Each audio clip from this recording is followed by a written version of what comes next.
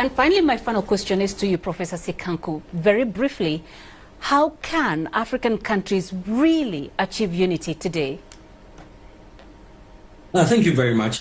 I think that one of the major ways that we can achieve unity and progress is to overcome dependency.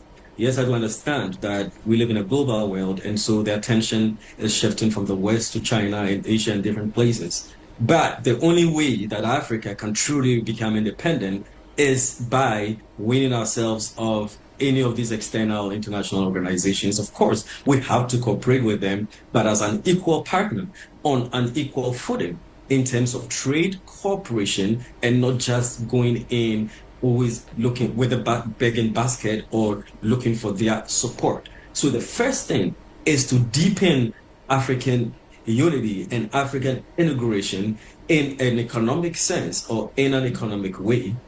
We can do this by developing our own African banking system. I know that already exists, but we need to make it even more stronger in terms of having an African Development Bank and centralizing its role in Africa's development efforts so that we do not always need to go out there to borrow money, but also operationalize our own indigenous African banking and financial system.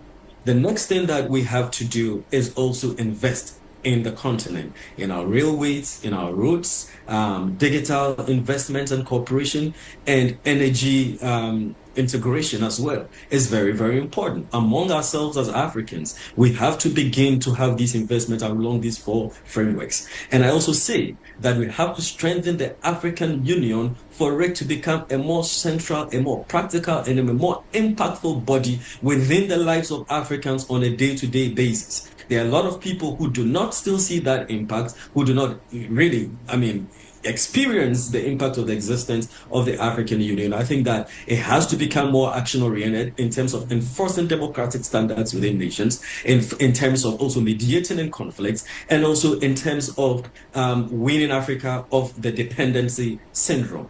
Lastly, we also need to increase the reframing of the African unity narrative to begin to see ourselves more as Africans belonging to a single heritage rather than as South Africans, as Nigerians, or as Ghanaians. We need to have a redefinition and a reframing of the African cultural heritage. And I think once people begin to accept that we are not working in silos, but really accept that we are the same people, that would help.